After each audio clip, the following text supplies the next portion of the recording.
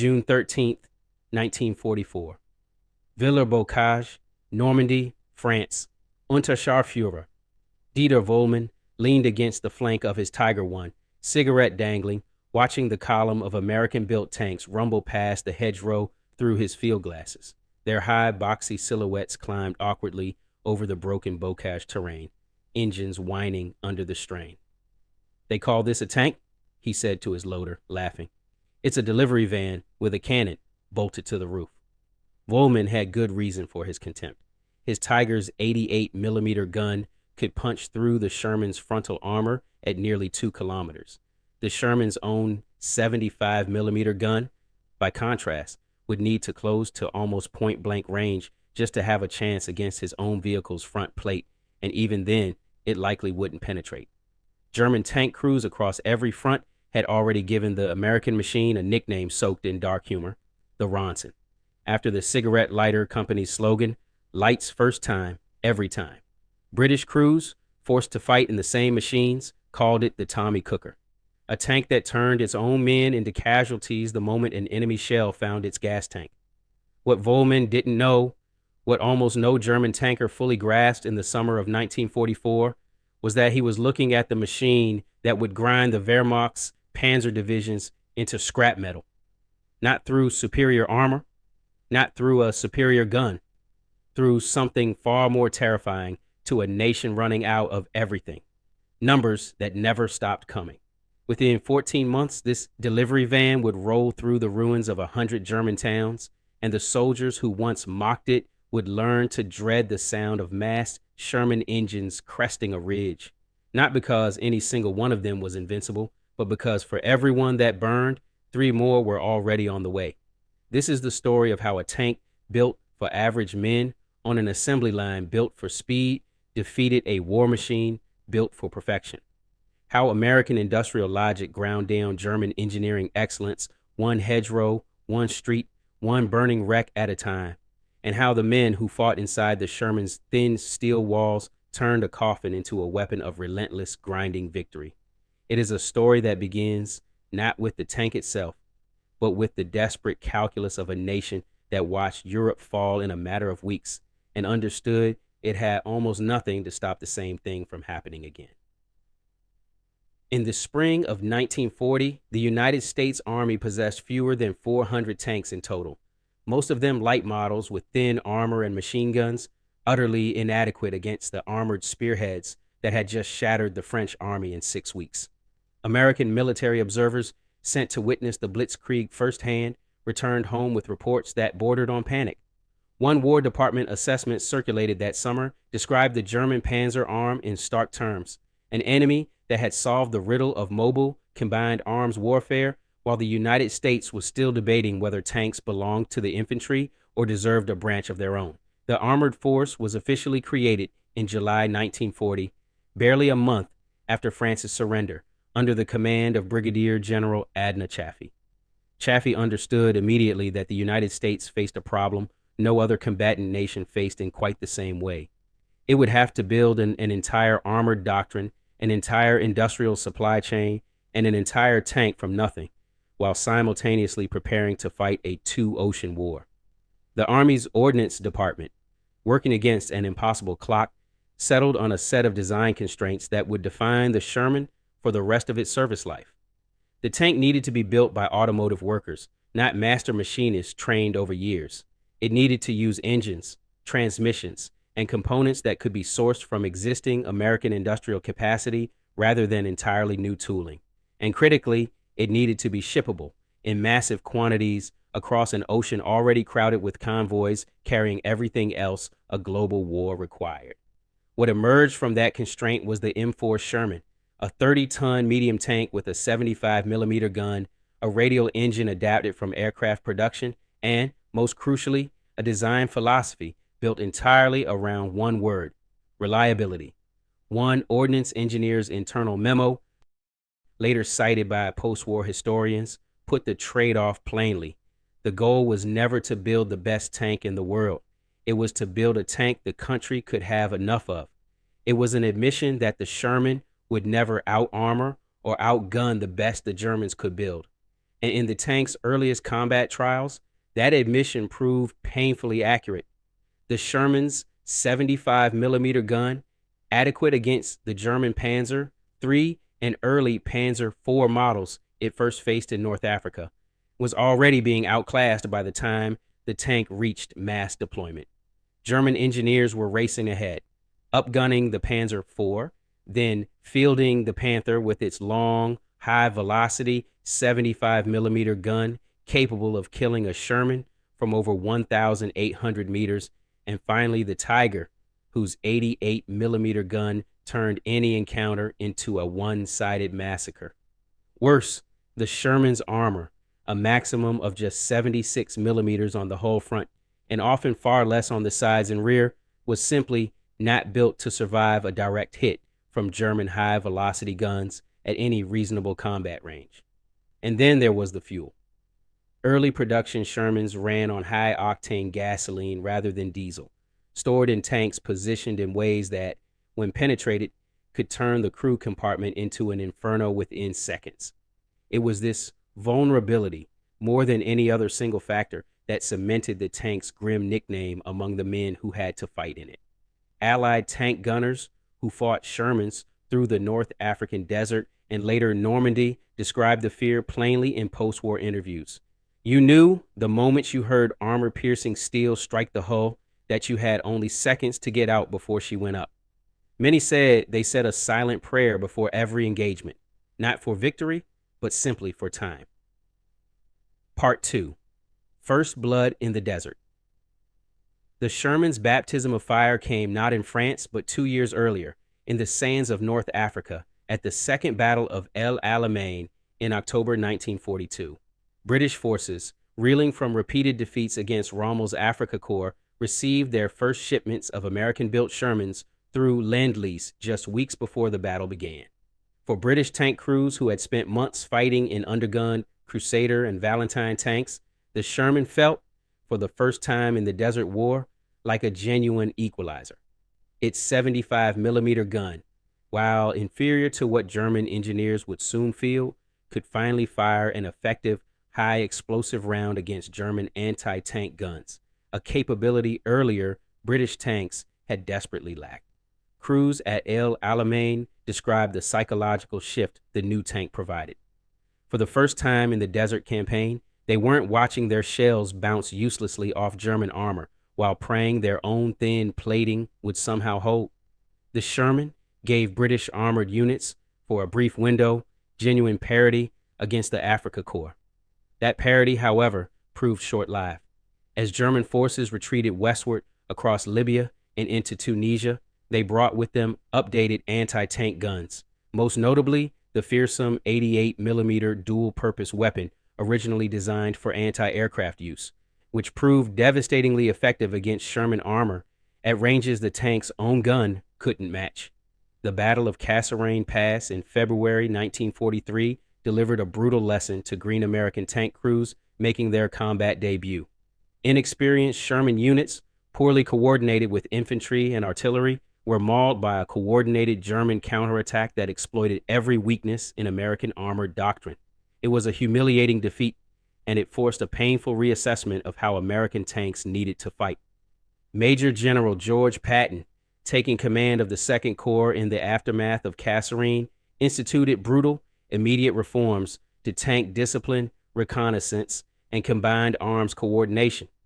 The lessons learned in the sand outside Kasserine Pass, paid for in burning Shermans and dead crews, would directly shape the doctrine American armored divisions carried into Sicily, Italy, and eventually Normandy.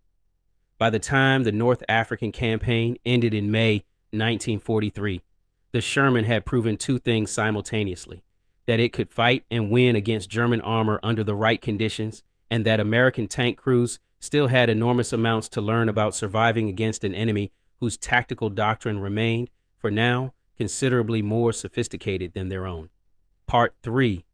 The arithmetic of attrition.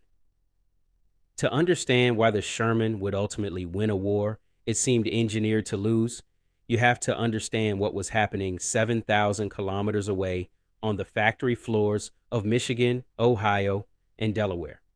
The Detroit Arsenal Tank Plant, built from scratch in 1941 on farmland outside Warren, Michigan, became the beating industrial heart of Sherman production.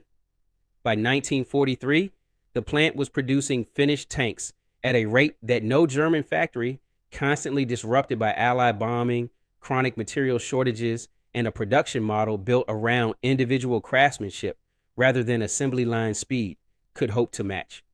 The numbers, once tallied, are almost impossible to comprehend. Over the course of the war, American factories produced more than 49,000 Sherman tanks across all variants. Germany, across the entire war, produced roughly 1,350 Tigers and around 6,000 Panthers combined, both plagued by a mechanical unreliability and production bottlenecks that kept actual frontline numbers far lower still.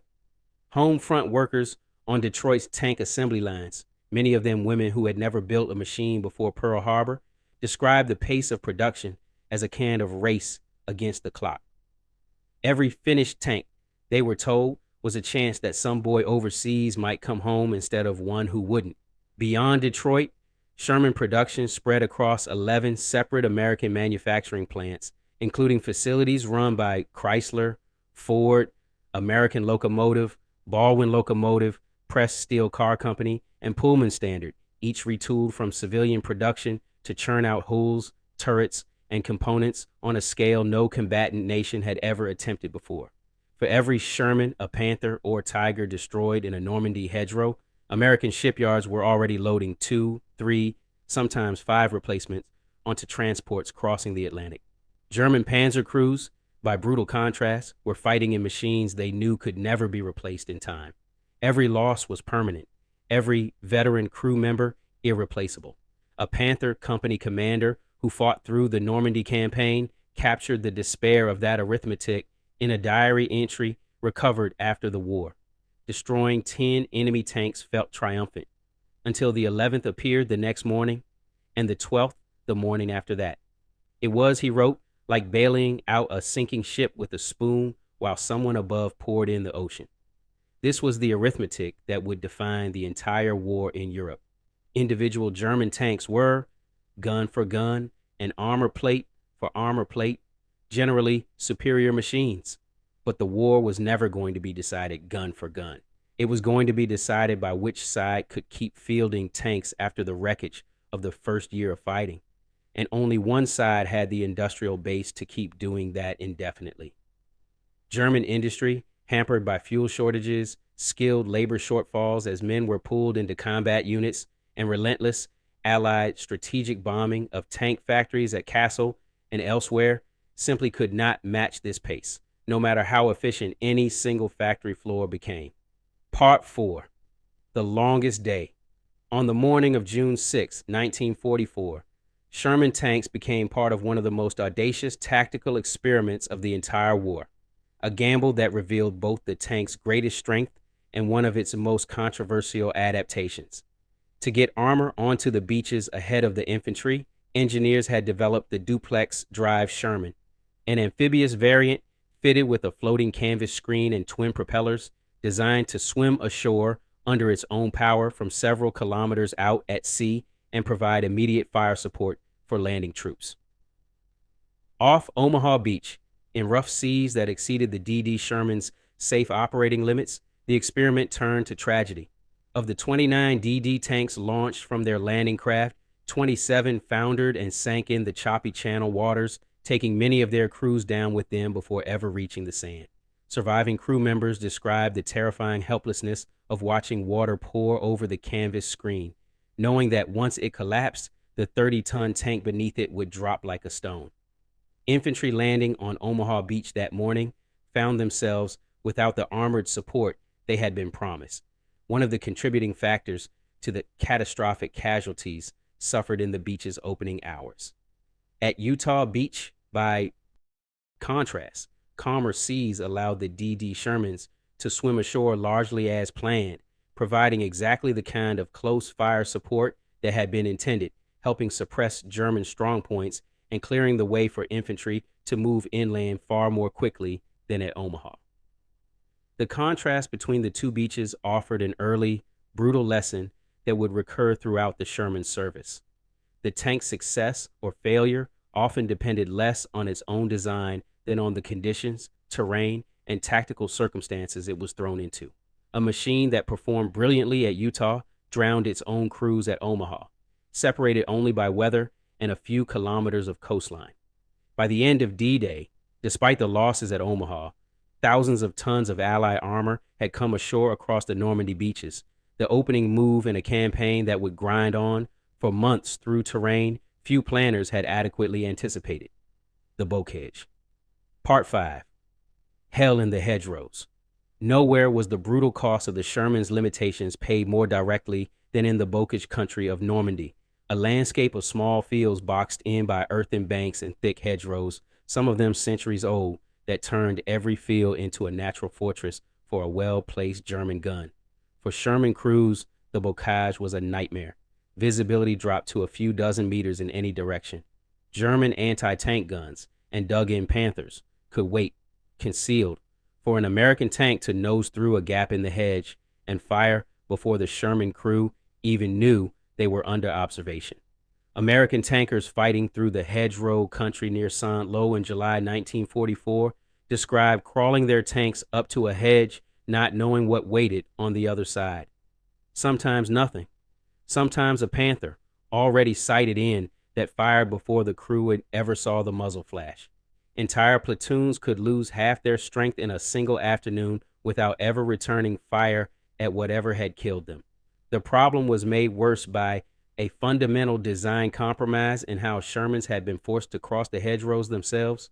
Early tactics called for tanks to climb directly over the earthen banks, exposing their thin belly armor, the weakest point on the entire vehicle, directly toward waiting German gunners at the worst possible moment, with the tank's own gun pointed uselessly skyward as it crested the bank.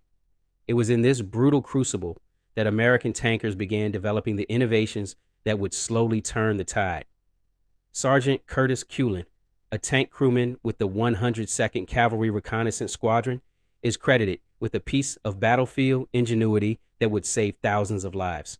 Welding scavenged steel from German beach obstacles onto the front of Sherman tanks, creating improvised tusks, soon nicknamed rhino devices, that let the tanks punch straight through hedgerow banks instead of exposing their thin belly armor by climbing over them.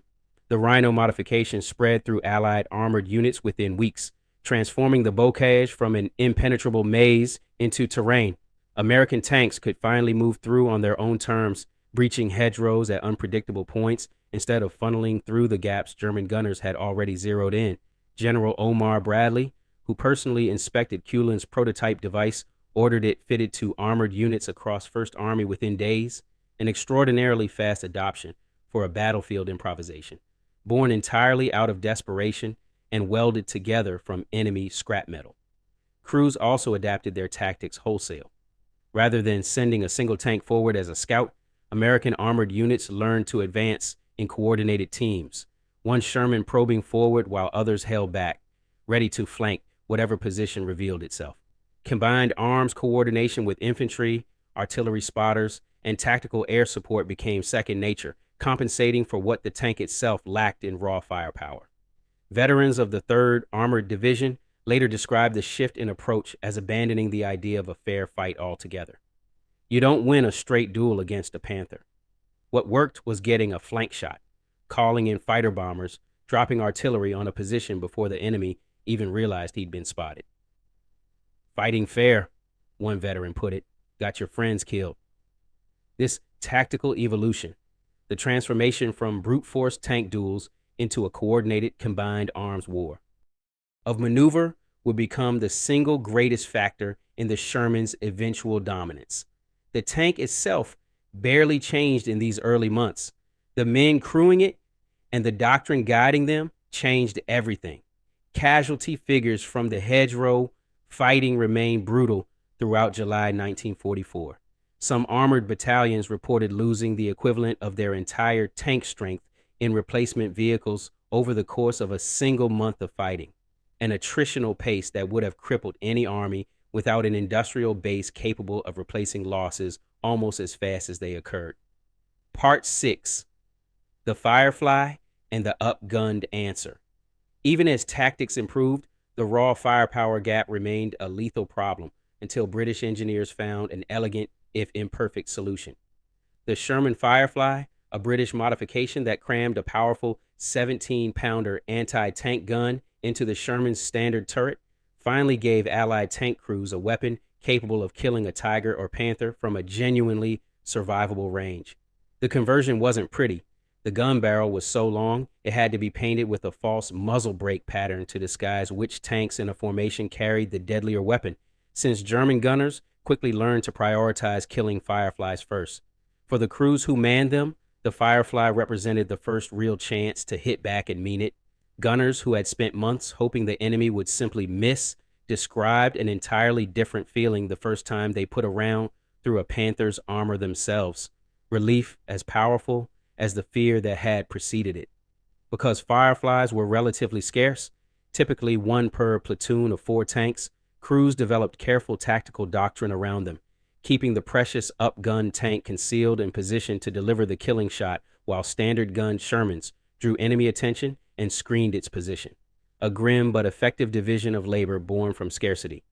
American forces, meanwhile, began fielding the M4 A3E8, the Easy 8, armed with a longer, higher velocity 76mm gun and improved horizontal volet spring suspension that gave the tank a noticeably smoother, faster ride across rough terrain. It still couldn't match the Panther's frontal armor penetration at long range, but at closer engagement distances, particularly against the Panther's more vulnerable side and rear armor, it finally closed much of the gap. Crews who transitioned from the original short-barreled 75mm gun to the newer 76mm variant described a noticeable shift in confidence, not overconfidence, but the simple knowledge that if they could maneuver into a decent firing position, they finally had a real chance of ending the engagement rather than merely surviving it. These upgrades didn't transform the Sherman into a German killer on equal terms. They didn't need to. They simply needed to close the gap enough that American numbers and American tactics could do the rest of the work. Part 7: Breakout.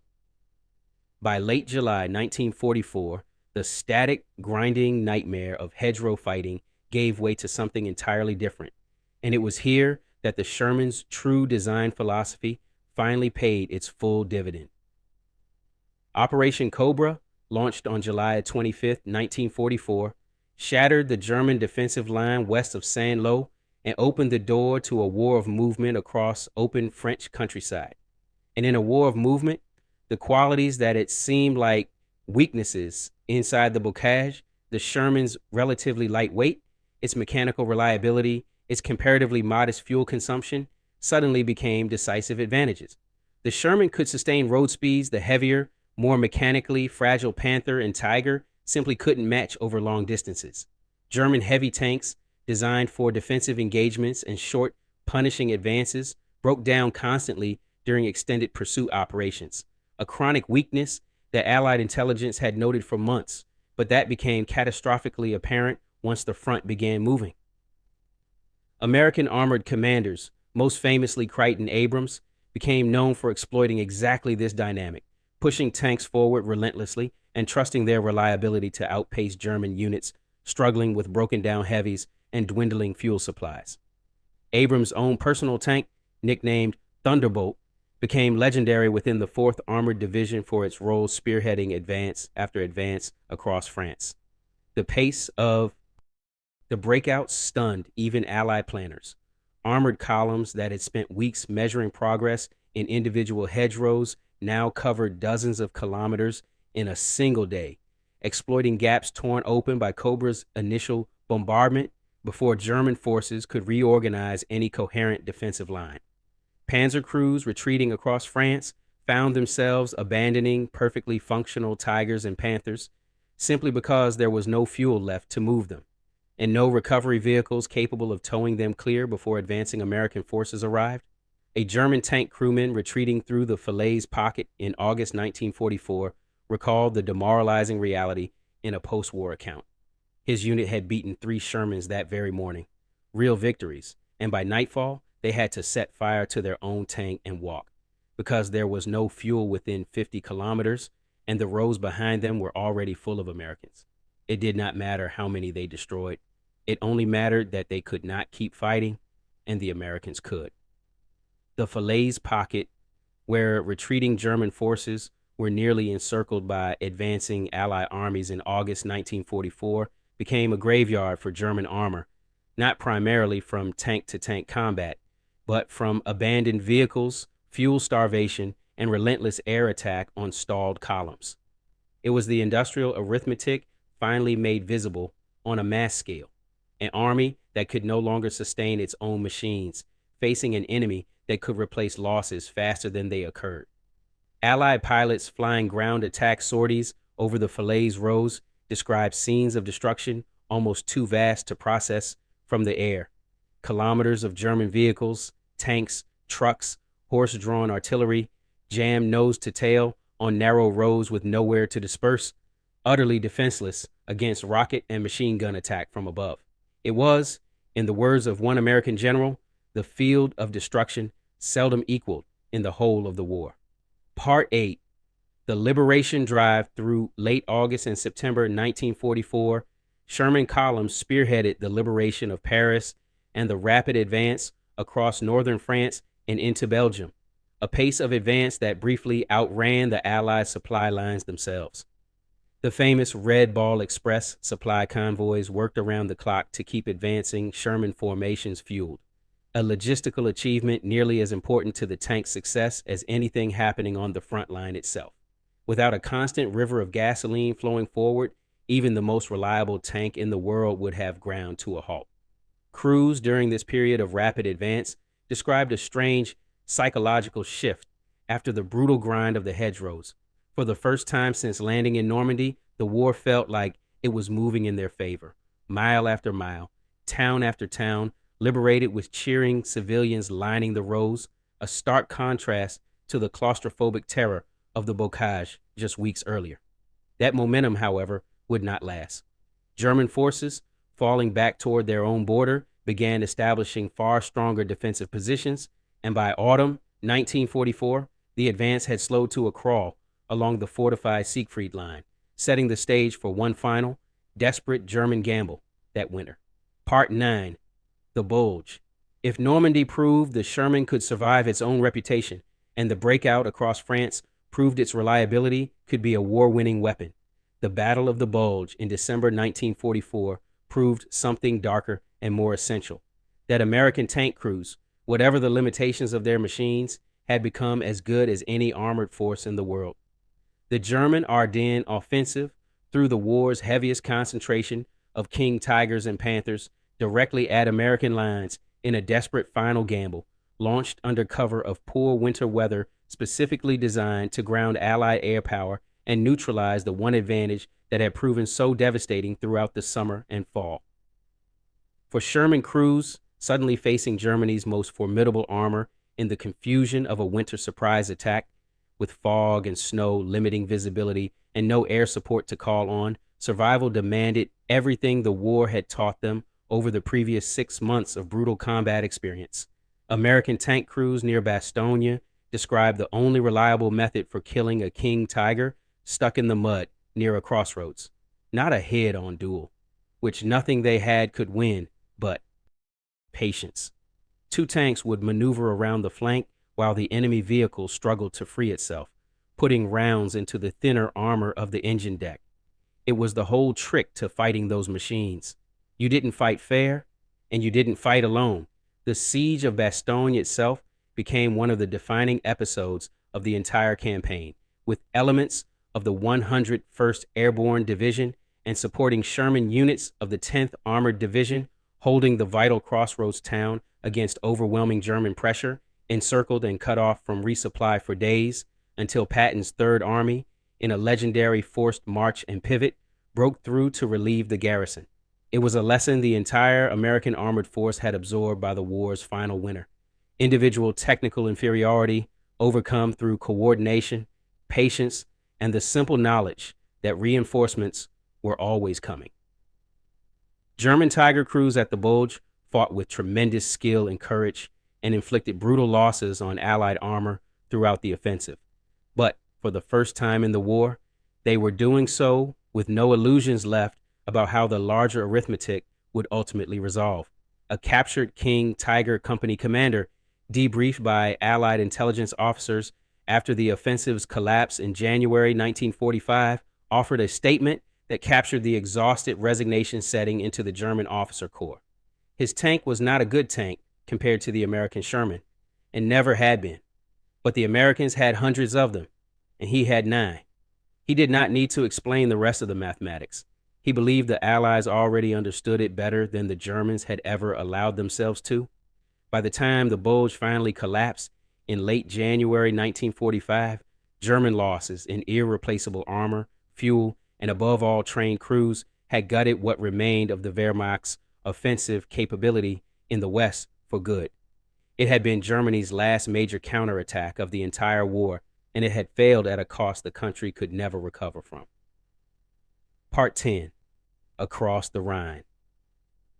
By the spring of 1945, the war in the West had become a rout, and Sherman columns, now battle-hardened, reinforced with up-gunned variants, and crewed by veterans who had learned every trick the Bocage and the Bulge could teach, rolled across Germany itself in overwhelming numbers.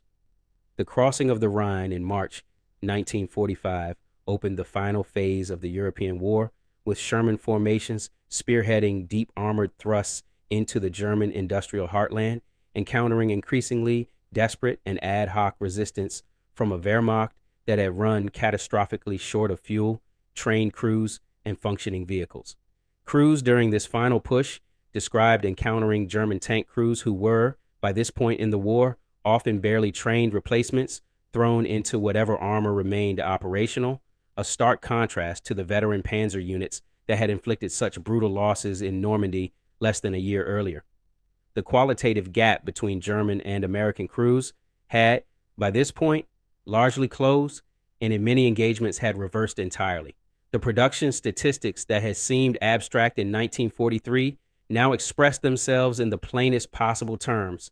Mile after mile of American armor, seemingly inexhaustible, advancing against a German war machine that had run entirely out of replacements, out of fuel, and out of time. Total Sherman production across the war reached over 49,000 tanks across all variants, manufactured across 11 different American factories running simultaneously, alongside additional Lend-Lease production shared with British and Soviet forces. It remains, to this day, one of the most produced tanks in human history.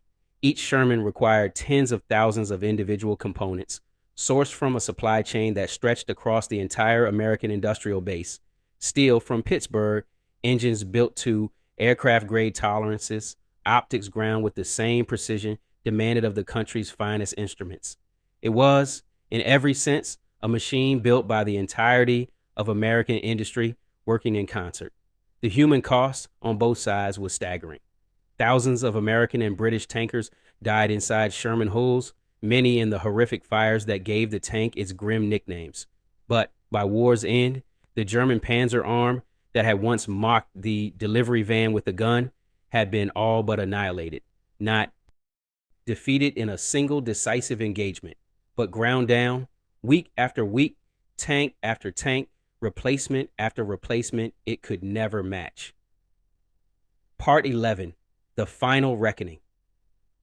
At a post-war reunion of American and German armored veterans, one former Wehrmacht Panther commander offered the clearest summary of everything the war had taught him. He said plainly that the Germans had built the better tank, and that he was not ashamed to say so. Their engineering had been superior. Their gunnery had been superior. Man for man, tank for tank, the Wehrmacht should have won nearly every engagement it fought against the Sherman, and often did. It did not matter. No amount of engineering excellence, he said, could outproduce a nation-building 3 tanks for every one Germany could build, crewed by young men who learned faster than veteran instructors could teach. They had not been fighting a tank. They had been fighting an entire country. And no machine, however excellent, defeats a country. He added one final observation, according to those present, that turned the war's arithmetic from statistics into something painfully human.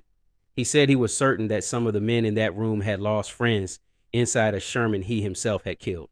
He no longer said this with any pride. He said it only because, by the end of the war, the German army had understood exactly what it was fighting against. It had simply had no way left to stop it.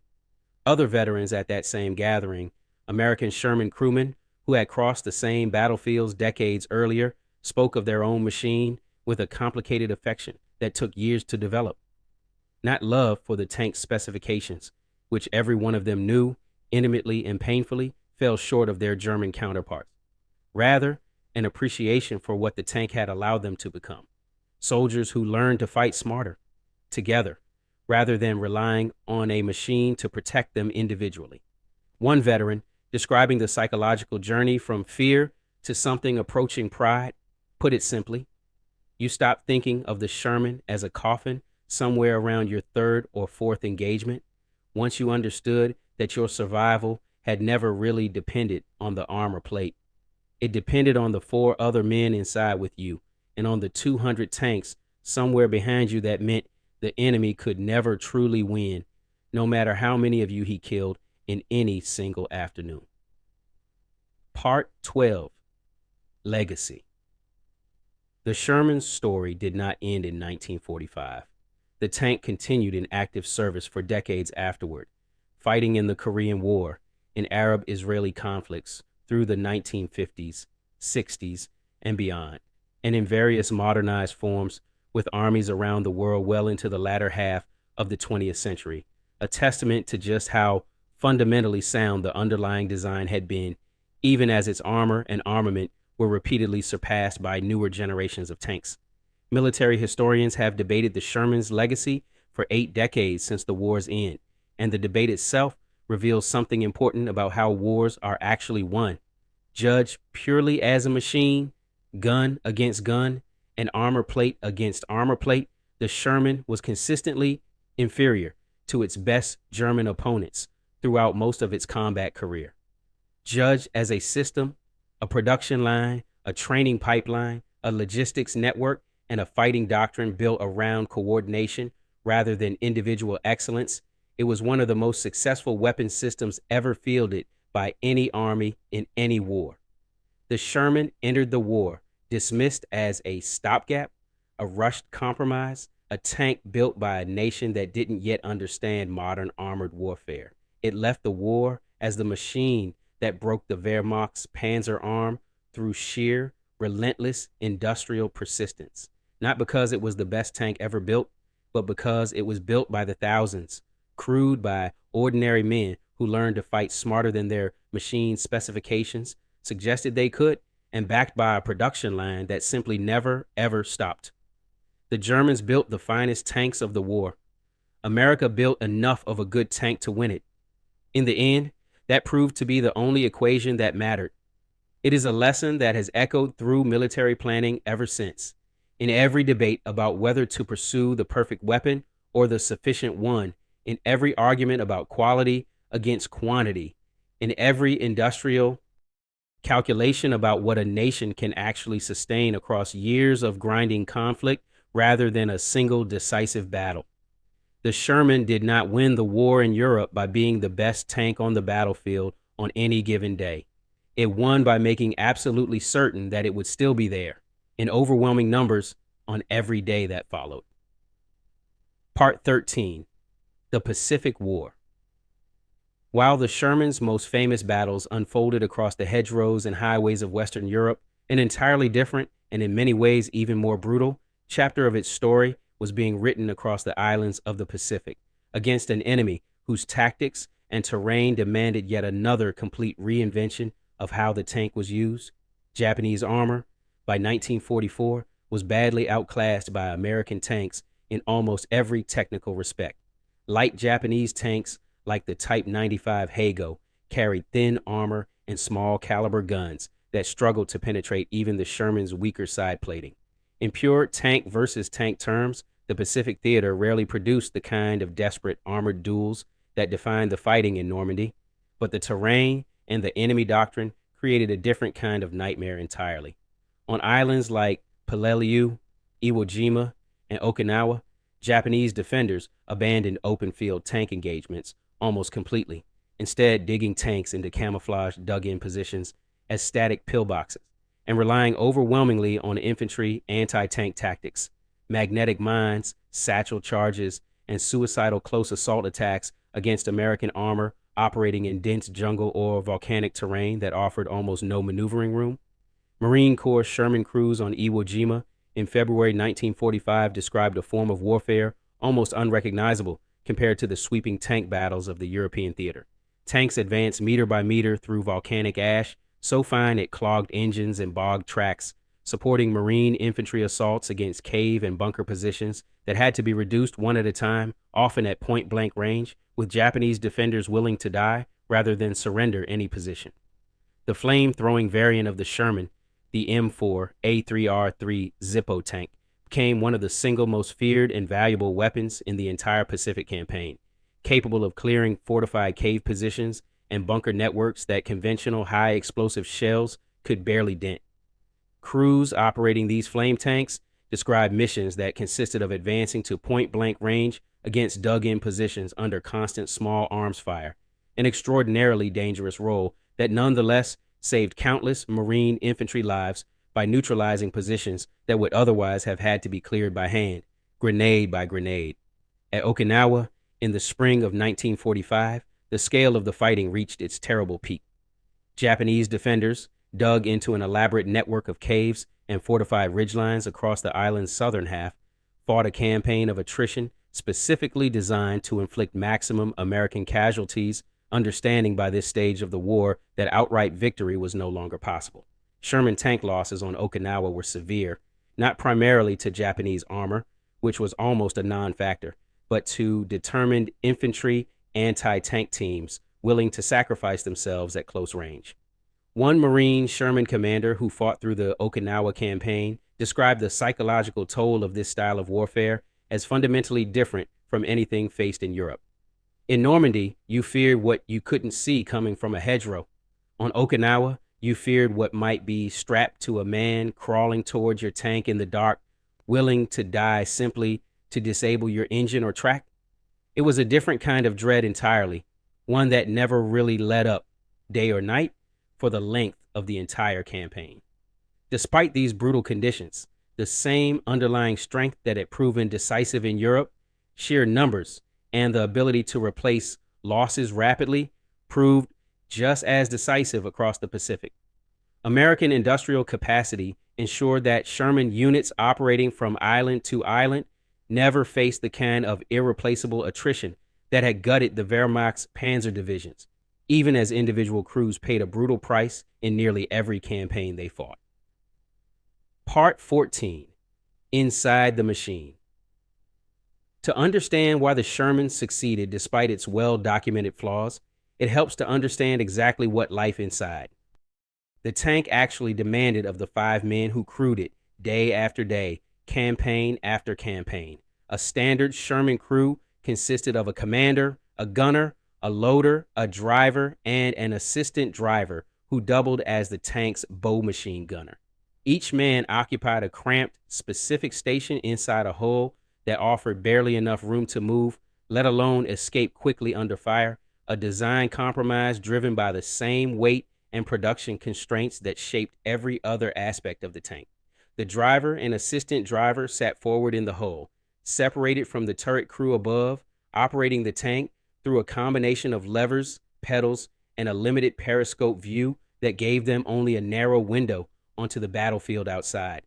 In combat, drivers often operated almost entirely on instructions relayed down from the commander through the tank's internal intercom system, a chain of communication that had to function perfectly under the worst possible conditions. The gunner, seated to the right of the main gun, bore perhaps the heaviest psychological burden of the entire crew. The responsibility of acquiring a target and firing before the enemy could do the same, knowing that in an engagement against German heavy armor, there might only be a fraction of a second's difference between a successful shot and his own tank's destruction. Crew training in the United States, conducted primarily at Fort Knox, Kentucky, and later at additional facilities as the armored force expanded, emphasized above all else the coordination between these 5 men, drilling crews repeatedly until target acquisition, loading, and firing became close to instinctive, a critical advantage given how badly outgunned the Sherman often was in a straight technical comparison. Maintenance, too, became a defining feature of Sherman crew life in a way that differed sharply from German experience. The tank's relative mechanical simplicity, a direct consequence of its production-focused design philosophy, meant that crews could often perform substantial repairs themselves in the field without waiting for specialized recovery and maintenance units that were frequently overwhelmed or simply unavailable on the German side by 1944.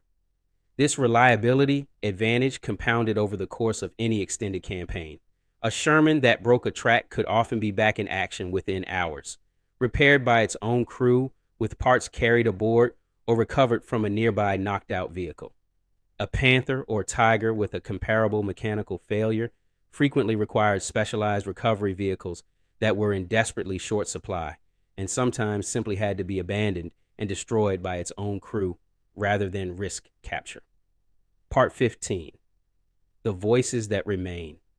In the decades since the war's end, surviving Sherman veterans have returned again and again to museums, reunions, and oral history projects to record what the experience of fighting inside the tank actually meant to them, testimony that has become an essential part of how the Sherman's true legacy is understood today.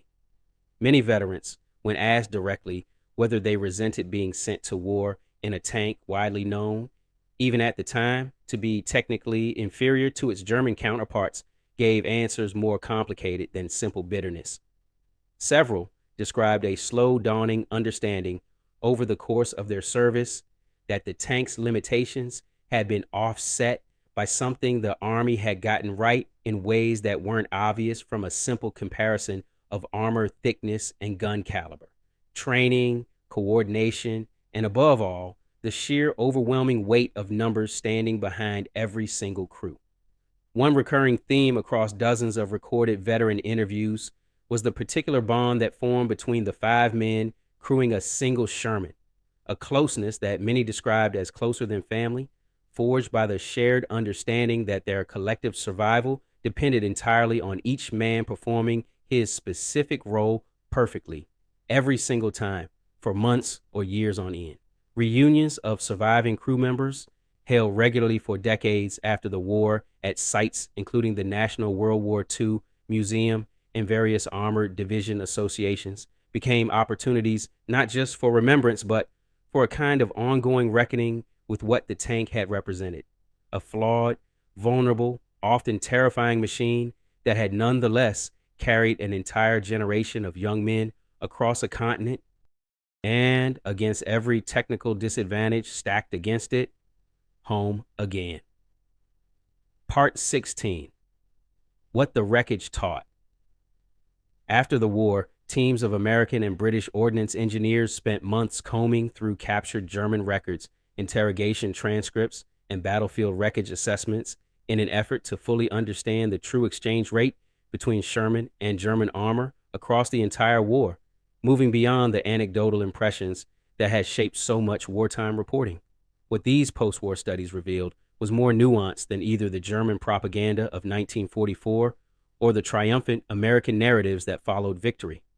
Early in the Normandy campaign, loss ratios genuinely had favored German armor heavily, sometimes catastrophically so, exactly as German crews at the time believed. But as tactics, upgunned variants, and combined arms coordination matured over the following months, that ratio steadily narrowed, and by the war's final year, in many engagements, had essentially reversed. Ordnance analysts also confirmed something crews had long suspected from bitter experience. German high-velocity guns, particularly the long 75mm mounted on the Panther and the 88mm carried by Tiger variants, remained lethal against Sherman armor at almost any practical combat range throughout the entire war, a technical gap that tactics and numbers could compensate for, but never fully close. What the studies could not fully quantify, though every veteran interviewed understood it instinctively, was the psychological dimension of the arithmetic, the confidence that came from knowing in a way no German crew ever could by 1944, that your own losses would always be replaced, that the war of production happening across an ocean was a battle Germany had already lost long before any individual engagement was decided on the ground. That, in the end, is the fullest answer to the question of whether the Sherman deserved its wartime reputation as an inferior machine. As a single vehicle, measured purely against its best German rivals, the answer was often yes. As the physical expression of an entire nation's industrial and logistical will, deployed by the tens of thousands, crewed by men who learned to fight as a coordinated system rather than as individual duelists, the Sherman was never really the underdog at all. It only looked that way from inside a burning hedgerow in the summer of 1944, before the full weight of what was coming had made itself known.